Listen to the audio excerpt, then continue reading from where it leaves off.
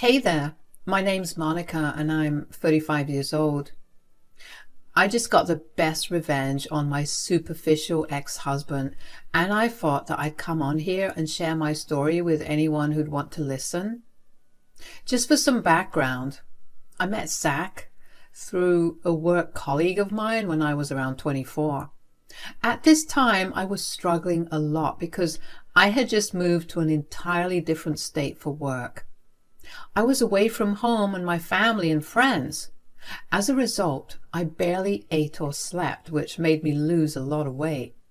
Now, I wasn't unattractive in any way, but the weight loss seemed to have made me appear even more attractive because suddenly I was turning heads wherever I went.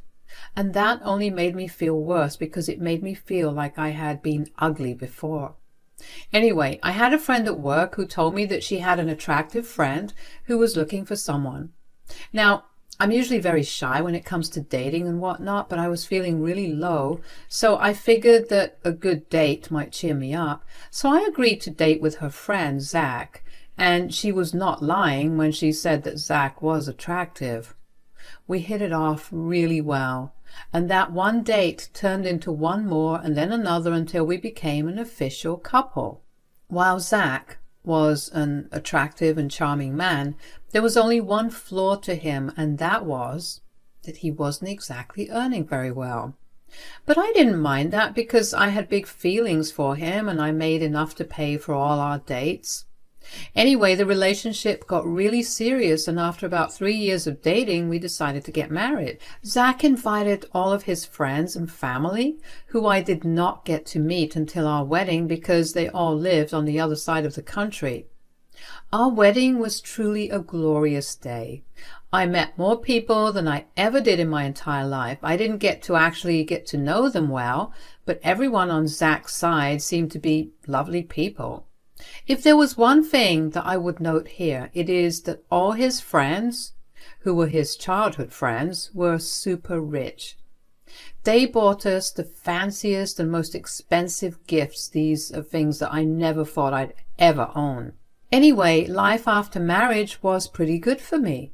I finally began to feel comfortable, and slowly but surely I began to gain a little weight. I was overweight, but I finally had more than just skin and bone on me. I noticed Zach getting more distant, but he never really talked about it whenever I asked, so I just let it go and waited for him to come to me. One day after Zach came back from work, he told me that he had been thinking of meeting up with his friends. So the boys and I were discussing meeting up by the end of this month. The boys? You know, my friends that I invited to our wedding, the ones that got us all those fancy gifts. Oh, yeah. Oh, that's nice. Where do you plan on meeting them? Well, I was sort of hoping that we would host dinner for them and their wives. That's not a bad idea. Plus, that would save us some expense. This month has been really hard, hasn't it? Yeah, but, could you not bring up our financial situation in front of them? Of course, I only made that remark because it's us right now. I know. It's just that I do sometimes feel a little inferior to them because we all grew up together and I'm the only one that's still struggling. I get that. And I'm not suggesting that we don't host, but because you are insecure, why don't any one of your friends host dinner? That might make the whole thing feel less stressful for you. No. They already look down on me, and if there's one way for me to make them feel like I'm not using them in any way, is to do this. Why in the world would your friends think that you're using them? I don't know. Deep down inside, I do think that they look at me that way. They always bought me all the fanciest of things, and I've never been able to give back to them in that capacity. Hey, I'm sure that they're grateful for everything you've done for them. If you've stayed for so long, I'm sure that they see what you contribute to the friendship and they're appreciative of it. Yeah, you're right, but still, we'll need to deep clean the house and only bring out our finest of things. You leave that up to me, sweetie. I know how to host a good dinner and make it seem like we're better off than we are. Thanks so much for understanding. Hey, if not me, then who'd be there by your side always? Even though I didn't actually get to spend time with his friends before, I was excited to meet them and get to know them better. Since we were hosting dinner, I figured that I might as well go all out. I cooked a buffet with every kind of protein available. I spruced up our apartment and tried to make it look as homely and lived in as possible. I even bought some extra furniture and paintings from the local thrift store to amplify the ambience of our home. Zach appreciated the effort, and I was just glad to be able to help him. When his friends came over, they were all so lovely and nice. I could tell that they came from wealth, but they never once flaunted it in our faces. They seemed like genuinely nice people, and throughout the night I felt like I had made friends with them too. While everything was going well, I couldn't help but notice how Zach had gotten quiet about half an hour into dinner. I tried to pull him aside and talk, but he refused to. Finally, after his friends left, I sat down next to him and asked him what was wrong. "Is something wrong?" "No." "Are you sure? Because you're suddenly really quiet." "It's nothing." "Oh, come on, I'm your wife. Tell me what's bothering you." "You'll just end up taking it the wrong way." "Oh, well, I'll try my best to keep my emotions to myself, so why don't you just open up to me?" "It's just that I'm a little embarrassed in front of my friends." "What? Why? You seemed to be having a good time the last time they were over." "Yeah, but then I realized something mid-dinner, and I guess I haven't been able to stop thinking about it." "What was it?" "I just realized that all of my friends have such pretty wives, and I have, well, you." "Excuse me?" "See, this is exactly why I did not want to tell you anything." "I know I agreed to keep my emotions in check, but is there a right way for me to interpret this?" "Look, it's just that all of them live such luxurious lives, and it makes sense that their wives are such beautiful women. I'm nowhere near as rich as them, so I guess it makes sense that you're my wife. I mean, it is embarrassing, but it's something that I can't change, I guess."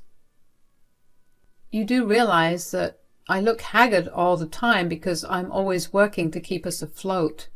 You refused to find a better job, and you rushed into buying a house when you were younger, so all our money is going into paying the mortgage." "Yeah, sure, of course. You have a million excuses for why you look shabby and ugly at all times." I asked you how I looked before that dinner, and you told me I looked beautiful." "Of course you look beautiful until I saw those beautiful women." "You know what?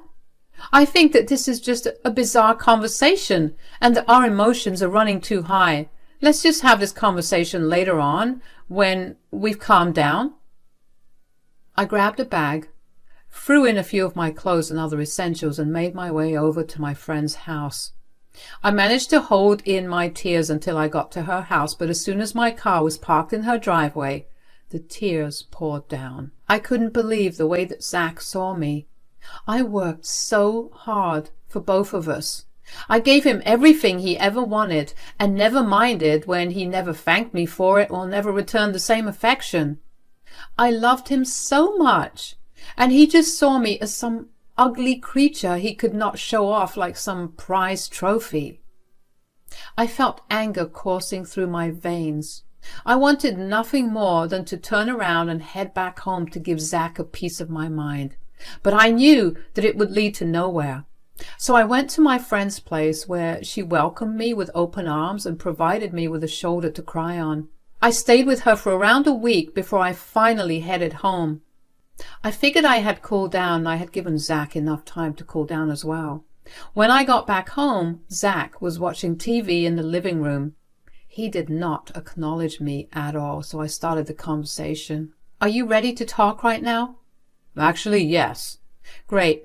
Have you had a change of heart since our last conversation?" "I have." "Okay, and? Are you going to apologize?" "Why should I apologize?"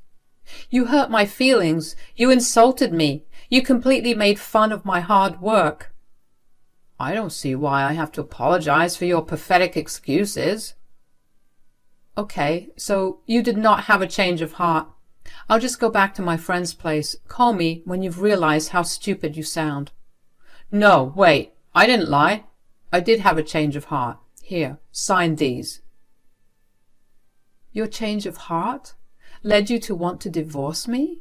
You know what I realized in the 2 weeks that you were gone? That I am a catch. It's a tragedy that I'm stuck with someone as ugly as you. You cannot be serious. Oh, I very much am. I signed myself up on some dating apps the day after you left, and I got so many swipes that I knew that I was making a mistake by staying with you. You're divorcing me because you think that I'm too ugly? Do you realize how insane that sounds? I don't think that you're ugly. I can see that you are. You're an embarrassment, and I want nothing to do with you anymore. You know what? Fine, I'll sign these. Thank God. I didn't think I had it in me to wait any longer for you to leave. Wow. I dare you to find someone who care for and love you in the same way that I did. Good luck finding someone to pay all your bills for you. I don't need all that as long as I find someone that I can show off. Oh, you will regret this. Mark my words, you'll come back to me. And when you do, I will make your life hell. Zach grabbed his already packed bags and left. I was angry and hurt. How could Zach throw away our relationship over something as arbitrary as my looks? Besides, all that made me wonder about, was he with me for so long only because I fit his standards of beauty? And that made me feel sick. I always did feel like I lucked out a little too hard when I got together with him. But for him to treat me this way was unacceptable. I spent the next few nights crying myself to sleep. Thankfully, my boss was kind enough to grant me 2 weeks' worth of paid time off after I told her about my impending divorce. Over those 2 weeks, I sought out my emotions and got myself a good lawyer. I contested the divorce only because Zach refused to split our things equally. The divorce took about a year to get finalized, and in that time I poured myself into work. I needed any distraction to keep my mind off of the disaster that was my personal life. Once the divorce was finalized and I was finally happy enough to move on, I found out through a repost of a mutual friend on Facebook that Zach got into another relationship with a woman who was not only much younger than him, but also so much more prettier than me. That sent me down another spiral of self-loathing and depression. I knew that I would not be able to live that way for long, so I quickly booked myself into therapy, and the next 4 years was spent in intensive therapy to undo all the damage that Zach had done to me. I began to put myself out there again and went on several dates, all of which went pretty well. Once again, just as I was beginning to feel better about myself, Zach showed up at my door one day, completely unannounced. I felt nothing but rage when I saw him, but I tried my best to be civil. What are you doing here? Well, it's been a long time since we saw each other, right? I thought I'd stop by and see how things are going with you. They're going great. I can see that. You have a beautiful home. Yeah, well, ever since I stopped paying for my lousy husband, things got better. Okay, I deserve that. But speaking of marriage, I'm getting married tomorrow. You came here to tell me that? I see that you're still as insane as you were before. No, it's just all of the wedding planning and stuff took me back to when we got married, and I guess I just missed us. I don't think that's right. How could you possibly miss someone as ugly as me? Look, I know that we ended on really bad terms, but I was talking to my friends during my bachelor party, and I guess I was way too superficial back then. You guess? Fine, I was. I was so focused on how all my friends had these gorgeous women that I never thought about how they had real loving and affectionate relationships with them. They had healthy and equal relationships. I did not do that with you. Yay, it only took you 5 years to realize that you were a complete and utter douchebag. I get why you're being cold right now. I mean, while talking to my friends, they told me how lucky they thought I was when I married you because you were the total package. You had the looks and you had a good job and a great personality. I guess I just got so used to you that I stopped seeing it. I let my insecurities get the best of me, and I'm not proud of that. I really am very sorry for the way that things ended. Well, I don't know what you thought you would accomplish by coming here and telling me all this. I appreciate the apology, but that doesn't mean anything now. I know, in the past few weeks, I guess I realized that the worst thing I ever did was letting you go. You were and still are the best thing that happened to me. What are you saying? You're literally getting married in 24 hours. I know. I still love you. Sure, I'll have a pretty wife now, but she doesn't hold a candle to your beauty and personality. I'm only marrying her because she's pretty and has money. So you still haven't changed? No, I have. I mean, clearly, considering that I came all the way to apologize to you. No, you're still the same. You only came here because of something your friends said. You're marrying a woman for the same reasons that you married me. I would even be surprised if, in another 5 years, you'll leave her for the same reasons you left me. That's not true. I do love her. Just not in the same way or in the same amount that I loved you. You're disgusting. Leave me alone. I couldn't believe the audacity that Zach had to show up at my door 5 years after he left me for another woman, and all to try and woo me again. On the day before his wedding, I was disgusted. You know, with the path I had been on before he showed up again, I was beginning to make peace with what had happened, but seeing him again after all those years and seeing that he was still every bit the despicable man he was when I left him, made me want to get even. I wanted him to feel the same pain of abandonment and betrayal I felt on the day that he left me. So I did what any other logical person would have done. I have those Ring security cameras at the doorbell. They record everything that happens outside my door. That meant that it recorded Zach's entire confession to me. Now, when I went to look at the footage, I saw that Zach was only partially in the frame, but that didn't matter. His voice was still very audible and recognizable. I then went through Zach's social media and found his fiancée, Cassandra. I messaged her and informed her of what Zach had done. She responded a few hours later, and she did not seem to believe me, so I sent her the video of what Zach had done. The only response I got from her after that was a thank you. I felt pretty good about myself after that, not only because I was sure that I had ruined Zach's relationship, but also because I knew that I was saving another woman from the same fate I had. I was not going to let Zach hurt another woman in the same way that he hurt me, that was sure. I pretty much forgot about my interaction with Cassandra until Zach showed up at my doorstep once again about a week after our last interaction. I told you to leave me alone. You recorded our previous conversation. Oh, how do you know? My fiancé played that audio in front of everyone, including my boss, while we were at the altar. Oh, wow. That is a great response to finding out that you were cheating. I did not cheat. I would think that you telling me that you're still in love with me a day before you got married to be cheating. Who do you think you are? You had no right to meddle in my relationship that way. Last time I checked, you were trying to get back to me. You were egotistical enough to think that I was begging to be in a relationship with you when I had the most gorgeous woman on the planet willing to become my wife.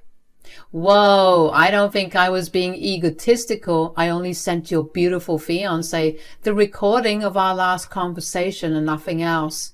She interpreted it as you cheating, and I'm sticking with the narrative as well. Ugh, you've ruined my life. Now you have to fix it. Fix it? How do you suppose I do that?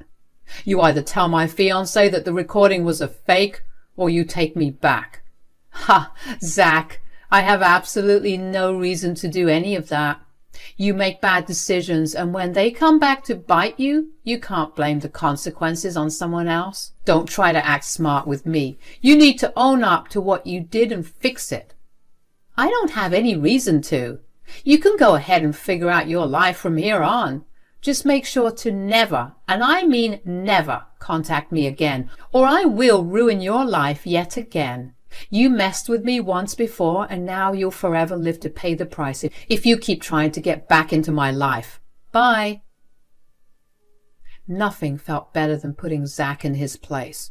He had finally learned his lesson, and he was going to suffer even more than what I had gone through when he left me. If there was one thing I knew about his family, it was that they were very, very against cheating of any kind. I just knew that the second Cassandra played that recording in front of everyone, Zach lost his reputation. I can also vouch for that because just a few days after Zach called me, his mother called me to apologize for her son's bad behavior. She apologized for never reaching out because it turns out Zach had been spreading lies about me being superficial and controlling. She asked me if there was any way that she could make it up to me, but truth be told, I didn't want anything from her or her family. While she was a nice lady, I didn't want to have any ties to Zach. I politely thanked her for reaching out to me, and she told me that she had disowned Zach entirely. Something else that she told me was that Zach's colleagues and his boss had been present at that wedding, and after seeing all that happened, Zach's colleagues began to distance themselves from him. His boss was not thrilled with Zach, and suddenly Zach was the black sheep in the company. People were constantly whispering behind his back, and eventually he couldn't take it, so he quit. Apart from that, the rich friends that he loved to listen to were so disgusted by his actions that not only did they give him a good talking to, but they also left him. They told him that they did not want to be associated with a man who was so superficial and unappreciative. They also called me to apologize for the way things went, and I told them it was all okay.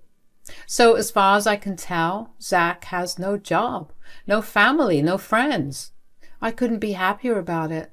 I know that makes me sound cold and ruthless, but that was something Zach should have thought about before making me feel bad about who I was and severely underappreciating the role I played in his life. All of this happened a few months ago, and things only recently died down. Of course, Zach did not listen to me and kept harassing me over text, but I just blocked him and moved on. I'm in a much happier and better place. I don't want to let any of the past negativity affect me in any way. I'm only looking forward to better and more positive experiences, and nothing can bring me down. Cheers!